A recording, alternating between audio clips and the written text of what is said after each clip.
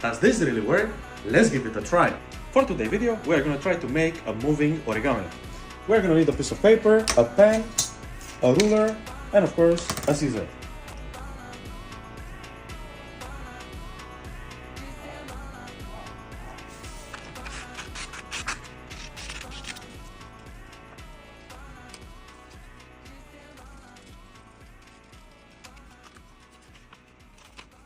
Alright, so let's bend the legs. I need to cut a bit from one of the legs.